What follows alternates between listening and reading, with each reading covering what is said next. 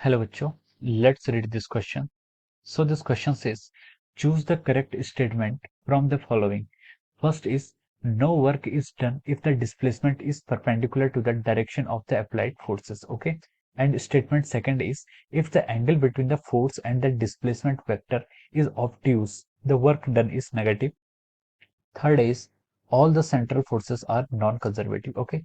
A option में first only, B option है first and second, C option में second and third and D option है first second and third. Okay. तो चलिए बच्चों, अब हम इस क्वेश्चन को स्टार्ट करते हैं. ठीक है. तो देखिए बच्चों, इस क्वेश्चन का आप की कॉन्सेप्ट लिख सकते हैं. The key concept of this question. देखिए, इस क्वेश्चन में हमें क्या फाइंड आउट करना है. इस क्वेश्चन में हमें ये बताना है कि कौन सा स्टेटमेंट आपका क्या करेक्ट है. ठीक है. अब देखिए, यहाँ पर हमें देखिए बेसिकली वर्क के बारे में बताना है. ठीक है. ऑल द वर्क के बारे में हमें यहाँ पर कैलकुलेट करना है. ठीक है. हियर यहाँ पर हमें बेसिकली हमें वर्क के बारे में बताना है और सेंट्रल फोर्सेस की प्रॉपर्टी के बारे में बताना है. ओके. अब देखिए, वर्क होता क्या. देखिए बच्चों, वर्क जो आपका डिफाइन करते हैं, work is a scalar quantity and it is define as the product of the force into displacement. ठीक है. तो वर्क क्या होता है आपका. Work is said to be done by a force. ठीक है. When there is a displacement in the direction of the force. ठीक है. जब क्या होता है, डिस्प्लेसमेंट के डायरेक्शन में अगर आपका फोर्स एक्ट करता है, तो हम बोल सकते हैं कि वहां पर आपका कहता है वर्क डन होता है. ठीक है. और वर्क डन को हम F vector dot S vector से डिनोट करते हैं. और यहाँ पर एफ एस कॉस थीटा इसको हम ऐसे लिख सकते हैं. ठीक है.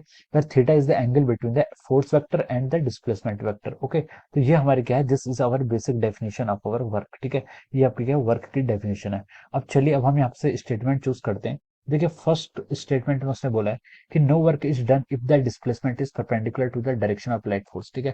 तो ये स्टेटमेंट क्या आपका, ये स्टेटमेंट आपका बिल्कुल करेक्ट है. ठीक है. अगर आपका फोर्स और डिस्प्लेसमेंट देखे, यहाँ से बोल सकते हैं जो आपका वर्क था, वर्क कितना था आपका एफ एस कॉस थीटा. ठीक है. अगर आपका फोर्स और डिस्प्लेसमेंट के बीच में 90 डिग्री यानी कि परपेंडिकुलर होंगे, तो यहाँ से आपका जो वर्क आएगा कॉस 90 से कितना हो जाएगा, जीरो हो जाएगा. ठीक है. तो नो वर्क इज डन. ठीक है. तो ये स्टेटमेंट आपका करेक्ट है. स्टेटमेंट सेकंड में इसने बोला है कि if the angle between the force and displacement vector is obtuse then the work obtain is negative. ठीक है. अगर आपका एंगल क्या हो जाता है, ऑब्ट्यूज हो जाता है. ऑब्ट्यूज का मतलब होता है greater than 90 but lesser than 180. ठीक है. वर्क को हम देखिए इस केस में कैसे फाइंड आउट करेंगे. वर्क हम लिखेंगे F vector dot S vector, और यहाँ से हम लिख सकते हैं इसको कितना, एफ एस कॉस थीटा. ठीक है. अगर आपका ऑब्ट्यूज एंगल होगा मतलब 90 डिग्री से ग्रेटर और 180 डिग्री से लेस. ठीक है. तो देखिए, अगर मैं यहाँ पर कॉस का ग्राफ प्लॉट करूं, तो देखिए कॉस का ग्राफ आप ऐसे समझ सकते हैं. ये आपका पाई बाय 2 है, ये आपका क्या है, पाई. ठीक है. अगर कॉस का ग्राफ देखिए 0 पर 1 होता है, इसका ग्राफ आपका इस तरीके से जाता है. ठीक है. This is the variation of the graph. ठीक है. ये का आपका कॉस का आपका जो ग्राफ होता है, वो आपका इस तरीके से वेरी करता है. ठीक है. ये आपका जो कॉस का ग्राफ है आपका इस तरीके से यहाँ पर क्या करेगा, वेरी करेगा. ओके. ये आपका 0 पॉइंट होगा. ठीक है. ये पॉइंट पाई बाय 2 होगा, ये पॉइंट आपका पाई होगा, और ये पॉइंट आपका क्या होगा, 3 पाई बाय 2 होगा. ठीक है. और ये आपका ऐसे आगे को प्रोसीड करता रहेगा. ठीक है. यहाँ पर आपका कितना हो जाएगा, 2 पाई हो जाएगा. अब देखिए, हमें क्या बताना है. देखिए, उसने बोला है कि जब आपका एंगल क्या होता है आपका, when the obtuse angle, obtuse angle मतलब पाई बाय 2 से लेकर पाई बाय 2 की रेंज पर. ठीक है. पाई बाय 2 से लेकर पाई की रेंज पर अगर आप देखेंगे, तो आपके कॉस की जितनी भी वैल्यूज हैं, यानी कि इस इंटरवल में ये सारी वैल्यूज नेगेटिव आ रही हैं. ठीक है. नेगेटिव आ रही है मतलब देखिए, एफ आपका जो फोर्स है वो पॉजिटिव है, डिस्प्लेसमेंट पॉजिटिव है, कॉस थीटा नेगेटिव आ रहा है, इसका मतलब आपका वर्क क्या आएगा, इसकी वजह से क्या आएगा, आपका नेगेटिव वर्क आएगा. ठीक है. तो हम बोल सकते हैं कि जब आपका एंगल क्या होता है, 90 डिग्री से ग्रेटर और 180 डिग्री से लेस ऑब्ट्यूस एंगल होता है, तब क्या हो सकता है, आपका वर्क डन नेगेटिव आएगा. और उसने यही बोला है. ठीक है. तो हम बोल सकते हैं कि statement second is also right. Third statement में उसने बोला है कि all the central forces are non conservative. ठीक है. तो देखिए, जितने भी आपके सेंट्रल फोर्स हैं, वो सारे के सारे सेंट्रल फोर्स क्या होते हैं, आपके कंजर्वेटिव होते हैं. ये स्टेटमेंट आपका रॉन्ग है. ठीक है.